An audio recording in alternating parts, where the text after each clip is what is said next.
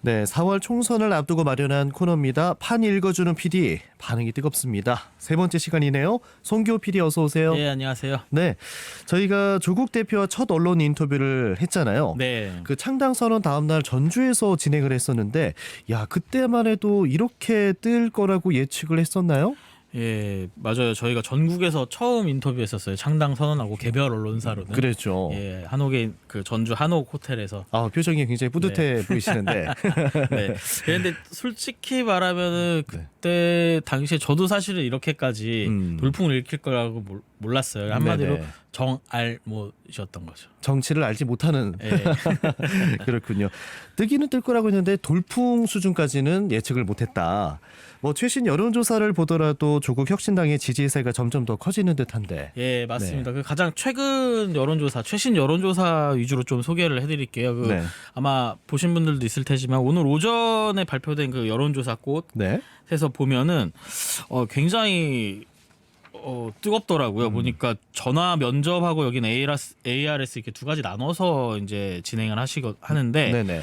전화 면접에서 먼저 조국 혁신당이 22.6%로 오. 양당을 이겨버렸어요. 그러니까 비례 투표 기준이에요. 그렇죠. 예, 더불어민주당이 15.5, 음. 국힘이 19.1, 조국 혁신당이 22.6. 어. 네. 여기서는 조국 혁신당 1등을 했고 그다음에 ARS 같은 경우에는 민주연합이 21.3. 네. 그다음에 이제 국힘 위성정당이 국민의미래가 32.3. 네. 그다음에 이제 조국 혁신당이 25.8. 여기서도 조국 혁신당 지지율이 굉장히 높게 나왔죠. 네. 여기도 이제 민주연합보다 더 높게 나왔으니까요. 네네. 그야말로 돌풍이라고 볼 수 있고. 네. 그다음에 이제 또 한 가지 여론조사가 오늘 또 나왔는데 한겨레가 이제 글로벌 리서치 의뢰로 여기 이제 수도권 그 서울 수도권 서울 경기 인천 네. 대상으로 한 여론조사를 했어요. 네. 여기도 이제 비례 어떤 정당 뽑을 거냐 그랬더니 이제 국민의힘의 위성정당 국민의 미래가 31, 민주당 위성정당인 더불어민주연합이 25, 19, 19. 예, 19.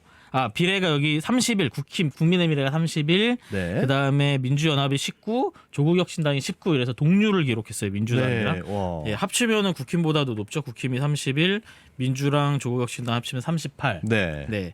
그다음에 이제 지난주 금요일 날 갤럽 조사는 정당 지지율에서는 국힘이 37, 민주 31, 조국이 6인데 네. 비례로 갈 경우에는 국힘 37, 네. 민주가 25, 조국혁신당이 15 이렇게 나오더라고요. 네. 근데 이제 여기서도 이제 10%대 중반을 기록한 거고요. 근데 주목해서 우리가 봐야 될 점은 어찌됐건 10%대에 있었던 이제 조국 혁신당이 네. 점점 세력을 키워서 이제는 급기야 20%대로 네. 올라선 조사 결과들이 속속 나오고 있습니다. 그러니까 여론조사 기관마다 조금 차이는 있어 보이지만 그래도 굉장히 세가 커지는 게 눈으로 보이는 네, 그런 추세인 것 같습니다. 상황인데 그야말로 이번 선거에서 태풍의 눈으로 떠오르고 있는데 그럼 누가 조국 혁신당을 지지하고 있는지 좀 그 연령대도 좀 궁금해지는데요. 네, 이제 그 데이터들이 쌓이니까 이게 이제 그 어느 세대가 이제 지지를 하는지 이것도 이제 좀 나오고 있더라고요. 네. 보면은 이제 주로 40대랑 50대에서 높은 지지율이 나오는 것 같아요. 네. 예, 그러니까 이제 다른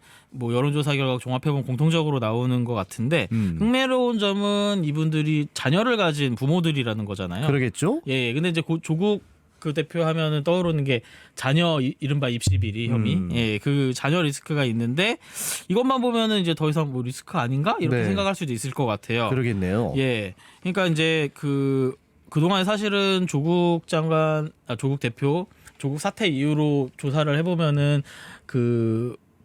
조국에 대한 찬성 옹호 여론이 한 40대면은 반대가 60 정도로 월등히 이제 반대 여론이 조금 더 높았었거든요. 부정 여론이. 네. 근데 지금 이 여론조사 흐름을 보면은 그 리스크가 좀 사라진 것 같고 특히 그 부모 세대라고 할 수 있는 이 세대에서는 또 조국을 오히려 지지하는 네. 물론 이제 민주당 지지가 가장 강한 세대이기도 합니다.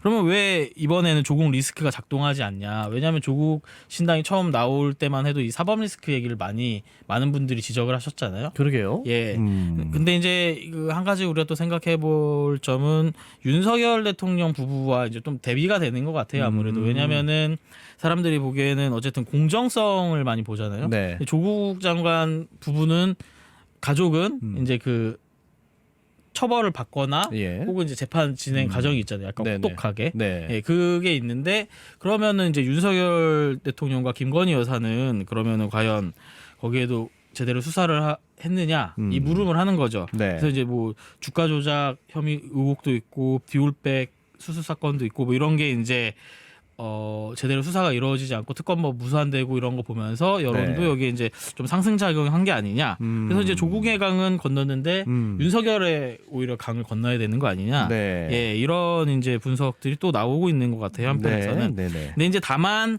부모 세계에 대해서는 이제 오히려 조국 지지세가 강하지만 2030에서는 좀 조국 지지도가 되게 약한 걸로 지금 분석되고 있습니다. 아, 그것도 좀 궁금하네요. 이유가. 예, 아무래도 이제 젊은 세대는 용서가 좀 안 되는 아직은 당사자들이기 때문에 또. 예. 조국 혁신당이 지지층을 모으는데 영향력을 발휘하지만 반대로 중도층을 끌어안는 데는 좀 한계가 있다. 확장성의 의문을 제기하는 분들도 많이 계신데 이 부분은 어떻게 나오고 있어요? 예, 이게 사실은 그러니까 이제 조국 혁신당이 선명한 대신에 그 선거에서 뭐 가장 중요하다고 항상 얘기하는 중도층엔 그리고 확장성이 있느냐 이 의문을 많이 제기하셨던 것 같은데 네네. 지금 나오는 사실 여론조사를 보면 20%가 일단 넘잖아요. 예. 네. 근데 이게 또 그렇다고 해서 민주당 포션을 많이 뺏어오냐? 민주당과 그 조국 정당 지지율을 합치면은 네. 국민의힘을 또 넉넉히 이기는 걸로 나오거든요. 네. 앞서 그 소개해드린 꽃 같은 경우에도 지금 뭐 조국 그과 민주당을 합칠 경우에 네. 국민의힘을 거의 뭐 대략 10% 이상 앞서는 걸로 나오기 때문에 오히려 좀 파이가 더 커졌다고 봐야 되겠죠. 예, 예. 그러니까 이 의미는 기존의 야권 지지층뿐만 아니라 좀 중도층까지 더한 수치라는 분석이 나오는 거고요. 네네. 사실 이제 중도라는 게 뭐 이념적으로 중도일 수는 있겠지만 어쨌든 대안 세력이 보이면 표를 주는 이런 성향들이 있대요. 네. 근데 또 이제 역대 선거를 보면은 총선에서 항상 제3신당에 대한 꾸준한 이런 포션이 있었어요. 네네. 그래서 이제 비례에서는 항상 10에서 10% 중반 정도. 그래서 이제 뭐 예전에 민주노동당이라든지 아니면은 통합진보당이라든지 2016년에 그야말로 돌풍이었죠. 국민의당. 네. 그다음에 그전 선거에서는 정의당. 네. 이런 진보 계열 혹은 이제 새정치 표방 세력들이 이 정도의 좀 포션을 가져갔었거든요. 네네. 근데 이번 선거에서는 과연 이걸 누가 가져가느냐. 사실 이준석 개혁신당이 이제 노리고 왔었죠. 네. 예, 근데 초반에는 거기가 주도권을 가졌는데 새로운 미래와 이제 좀 그 안 좋게 헤어지면서 네네. 지지율이 이제 곤두박질 쳤고 네. 그거를 조국 혁신당이 지금 가져가는 모양새예요. 그리고 상대적으로 신선도도 좀 떨어진다는 느낌이 들기도 하고요. 예. 그래서 이제 조국 혁신당으로 현재는 지금 쏠림 현상이 있는데 또 한 가지 우리가 봐야 될 점은 민주당 내 이제 공천 갈등으로 인해서 사실 이제 친명 비명 간의 또 갈등이 있어서 네. 비명 혹은 이제 친문 계열의 지지자들은 사실은 좀 마음을 상처를 입거나 잃을 수가 있잖아요. 어디로 가야 하나. 네. 근데 여기를 마음을 좀 다잡는데도 이제 그 조국 혁신당이 좀 효과를 보는 듯 하고요. 예를 들어서 이제 이재명의 민주당을 뽑기 싫지만 그렇다고 해서 국민의힘을 지지할 수도 없어. 그렇죠. 근데 조국이라는 선택지가 나타난 거예요. 예, 글로 갈 수가 있겠죠. 음. 이제 그 이른바 지민 비조라고 네. 네. 무슨 뜻이에요? 지역구는 민주당, 비례는 조국 혁신당. 그래서 이 조국 혁신당에서 처음부터 미는 구호군요. 컨셉이었죠. 예. 네. 근데 이게 좀 먹히는 모양새예요. 그래서 이제 전체적으로 야권 상승을 오히려 좀 견인하는 걸로 좀 분석이 됩니다. 네. 조국 혁신당이 돌풍을 일으키면서 전체 선거 구도에도 일정 부분 영향을 미치는 듯한데 특히 국민의힘 선거 전략이 좀 꼬여버렸다 이런 분석도 나오더라고요. 예, 그 국민의힘 입장에서도 한번 조국 혁신당 돌풍 이걸 본다면은 한마디로 조금 스텝이 꼬여졌을 수도 있을 것 같아요. 왜냐하면 이번 선거 그 초기를 보면은 윤석열 정권 심판론 이걸로 출발을 했었거든요. 네. 예. 근데 그게 그 1월 달에 이제 한동훈 위원장이 전격적으로 좀 등판을 했죠. 네. 예, 그러면서 이제 구도를 국민의힘에서는 어게인 2012년을 생각했을 것 같아요. 그러니까 그때도 MB 정권 심판론이 굉장했지만 네. 박근혜 그 비대위원장이 전면에 또 나서면서 이 정권 심판론이 힘을 잃어가지고 결국에는 그때 새누리당이 승리를 한 네. 그때였죠. 예. 근데 실제로 이게 좀 먹혔어요. 민주당이 그때 내용을 또 겪고 네. 국힘 지지율이 설 직후에 갑자기 상승 국면을 타는 네. 모양새였죠. 예, 그래서 예. 이제 한동훈이 나오고 윤석열이 들어갔다. 뭐 이런 분석들도 나오고 이게 구도가 먹혔다. 네. 뭐 이런 얘기를 했는데 갑자기 이후에 2월 중순 이후에 조국이 등판하면서 이 구도가 이제 흔들리게 된 거죠. 예. 예, 그래서 조국이 다시 한동훈을 덮어버리고 윤석열을 다시 불러낸 거예요. 뒤에 있는 윤석열 대통령을. 왜냐? 조국하면 윤석열과 어쨌든 간에 윤석열 대통령과 굉장히 상징적인 대책점에 있는 사람이기 그렇죠. 때문에 네. 그 등장만으로도 윤석열 대통령을 바로 소환하는 그런 효과가 있는 것 같아요. 네. 그래서 정권 심판론을 되살리면서 이제 공천 파동에 숨죽이는 야권 지지자들 좀 결집시키는 현상이 났는데 네. 한 가지 더 얘기하고 싶은 건 2012년하고 그러면은 왜 지금하고 비교를 하냐. 왜냐하면은 2012년은 4월에 총선이 있고 12월 달에 대선이 있었어요. 네. 그러니까 되게 가까운 차기 권력에 가까운 미래였다는 거죠. 네네. 그러니까 박근혜 당시 위원장에게 충분히 유권자들이 힘을 실어줄 만한 요인이 되게 많았죠. 네네. 바로 다음에 대선이니까. 네네. 근데 지금 같은 경우에는 아직 3년이 남았잖아요. 네네. 그러니까 한동훈 위원장이 아무래도 차기 미래의 얼굴이라고 내세워도 네. 지금 현재 권력은 윤석열 대통령인 거고 시간이 많이 남았죠. 그렇죠. 네. 이거 유권자들이 이제 그런 판단을 하는 것 같아요. 그래서 이 전략이 이제 좀 흔들리고 있어서 국민의힘 측에서 어떻게 좀 대응할지도 궁금한 포인트고 네네. 또 한 가지는 이제 그러면서 이제 좀 잽을 날리는 것 같아요. 이제 민주당이 지보 세력 시민사회랑 연대를 하면서 이 진보당이 예전에 이제 그 종북 그 파동이 있었잖아요. 네네. 논란이. 그래서 네. 이제 그 색깔론을 하는 것 같아요. 비례대표 후보의 뭐 이런 종북 논란 이런 걸 이제 보수 언론에서 키우는 모양인데 네. 그걸 또 이제 조국이 좀 가려주는 것 같아요. 왜냐하면 민주당 지지자 입장에선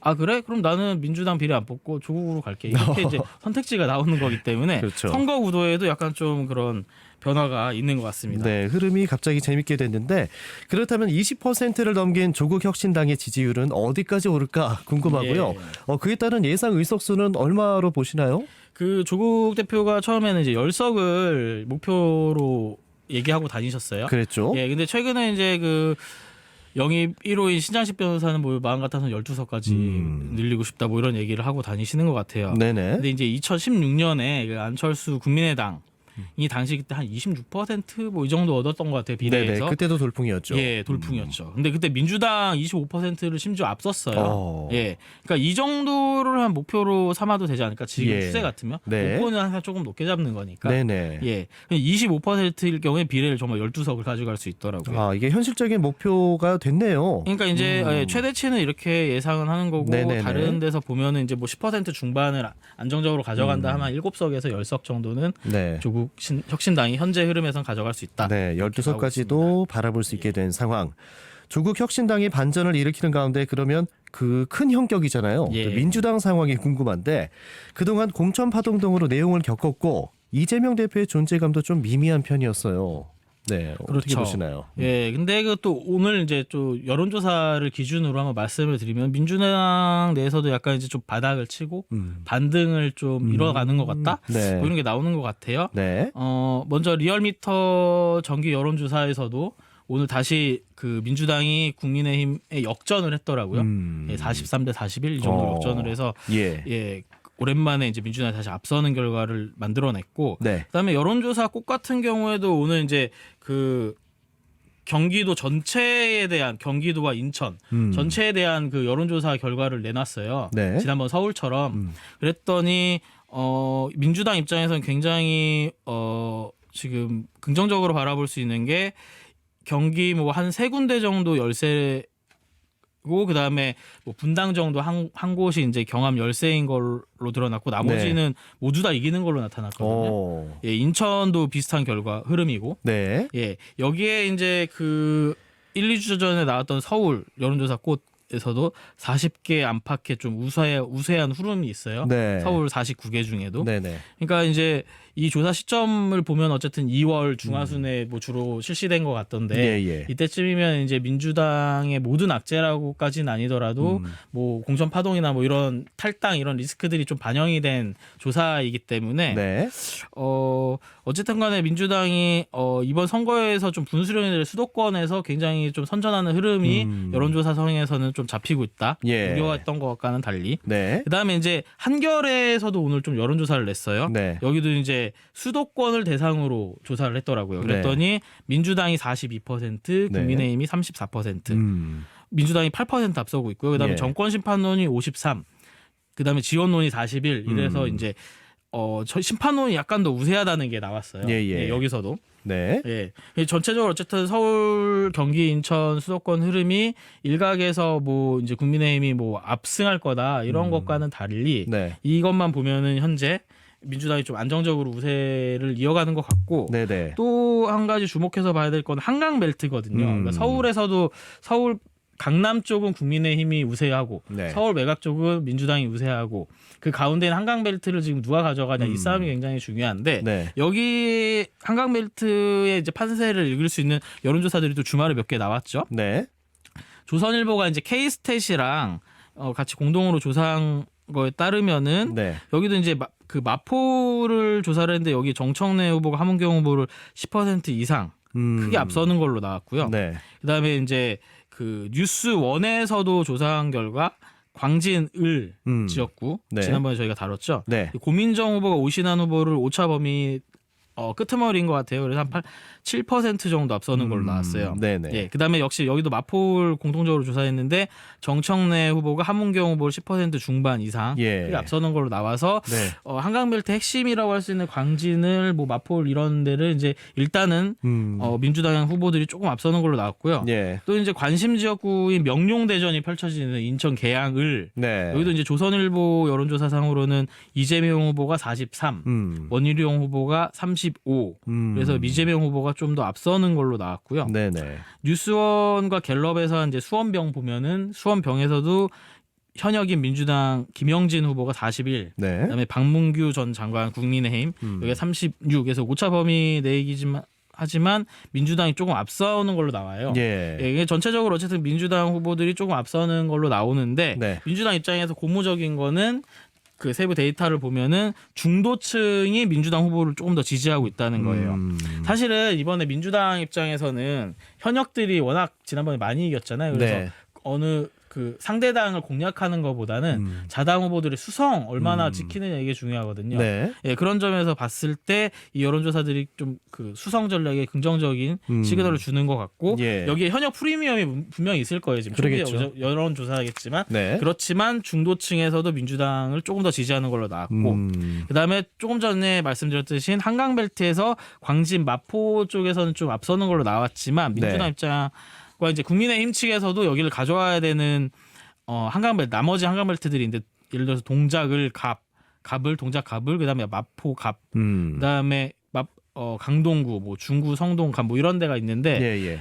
일테면은 동작을 같은 경우는 이제 나경원 의원이 있고 이수진 의원이 공천 파동으로 민주당에서 빠지면서 류사명 총경이 지금 나선 상황이고 예. 그다음에 마포갑 같은 경우도 현역인 노웅래 민주당 의원이 그 뇌물수수 의혹 건 때문에 낙마하면서 여기가 이제 그 정치 신인 그 이지은 후보가 지금 들어서 가지고 여기가 이제 그 국힘에서는 조정훈 시대전환 네. 출신 네. 후보랑 같이 맞붙는 상황이라 네. 이런 데서 지금 만약에 민주당이 얼마나 수성을 하느냐 그다음에 혹은 국민의힘이 탈환을 하느냐 여기에 따라서 이제 민주당은 서울에서 49석 중에 네.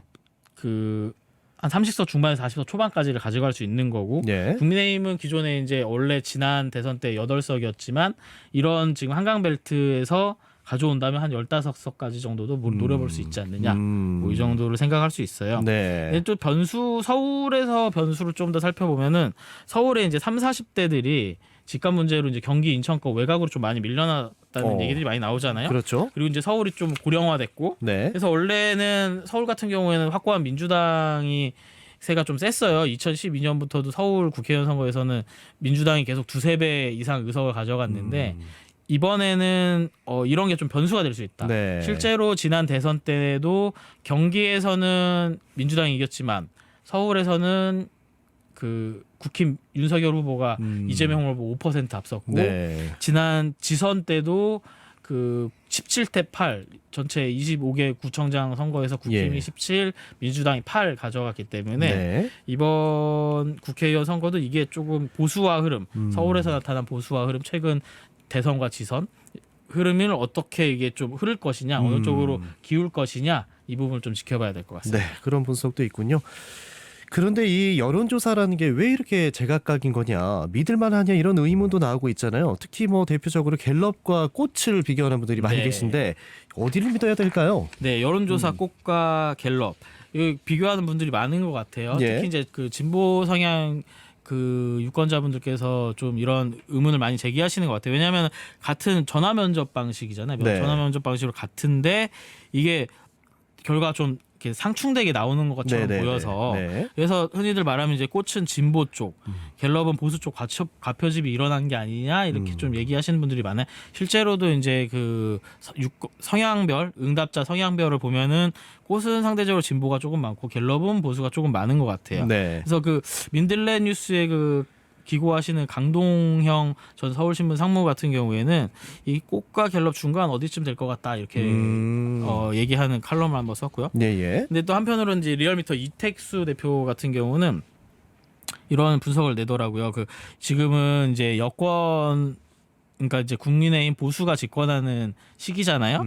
그래서 상대적으로 샤이 보수 진보가 많은데 이 여론조사 꽃 같은 경우에는 샤이 진보를 좀 표집하는데 유효할 것이다. 예.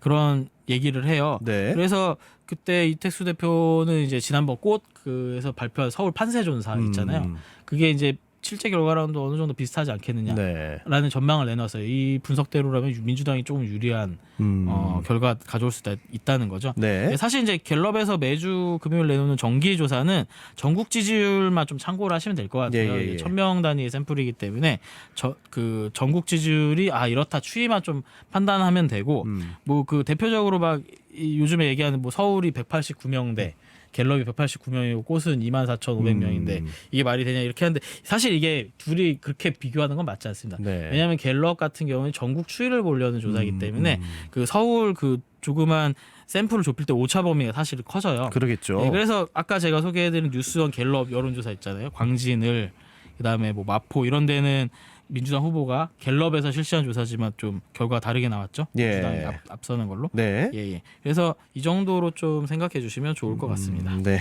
알겠습니다. 최근에 뭐 이른바 그 예전 2010년 월드컵 때 예, 월드컵 그 결과를 맞춰서 화제가 됐던 파울이라는 문어가 있잖아요. 그렇죠. 예. 거기에 좀 빗대가지고 문어라고 하죠. 예. 선거 분석가들을 문어라고 하던데 예. 그들의 전망이 화제를 모으고 있는데 이분들 분석과 오늘 종합한 여론조사 결과들은 조금 다른 듯한데. 그렇죠. 예. 그 저기 이제 대표적인 문어가 시대정신연구소 염경영 소장이라고 해서 엄문어 이분이 그러니까 2020년에 이제 180석 민주당을 맞췄다 그래서 네. 예, 그런 별명이 붙으셨더라고요. 예. 이분이 이제 최근까지 계속 하시는 전망이 국민의힘이 뭐 이제 170석, 그다음에 민주당은 이제 100석 조금 넘는 걸로 해서 이제 민주당이 폭망하는 쪽으로 계속 예측을 하고 계시고, 네. 그다음에 이제 민주연구원의 최병천 전 부원장도 비슷한 흐름으로 국민의힘이 압승을 계속 예측하고 계세요. 네. 근데 이분들이 이제 가정하는 게 민주당이 한강 벨트에서 전패, 국민의힘이 한강 벨트를 다 가져가는 거죠. 예. 그 다음에 PK에서 이제 이른바 부울경에서 원래 민주당이 이제 한 6석 정도 가지고 있는데 네. 이거를 국민의힘이 이번에는 모두 다 가져온다. 이 가정하에 이제 얘기를 하는 거예요. 예. 근데 지금 보면은 그 제가 앞서 말씀드린 그 최신 여론조사에서는 한강벨트든 그다음에 수도권 주요 격전지에서 일단은 민주당 후보들이 그 앞서는 걸로 나왔기 때문에 이 전제가 조금 무너지는 것 같고, 특히 그 북강서울의 전재수 후보랑 서병수 전 부산시장 네. 이 맞대결하는 것도 그 꽃이랑 조선일보에서 조사한 결과를 보면은 네. 역시 전재수 후보가 안정적으로 조금 앞서가는 모습으로 나와서 이 전제가 틀리기 때문에 네. 이분들의 분석이 현재도 이제 유효할까, 이 판세 전망 주장을 이어가실까도 좀 봐야 될 것 같아요. 그다음에 이제 아까 조금 전에 말씀드린 이택수 리얼미터 대표 같은 경우는 서울 판세에 대해서 이제 그 꽃 조사를 좀 신뢰한다고 얘기를 했었고, 네네. 예.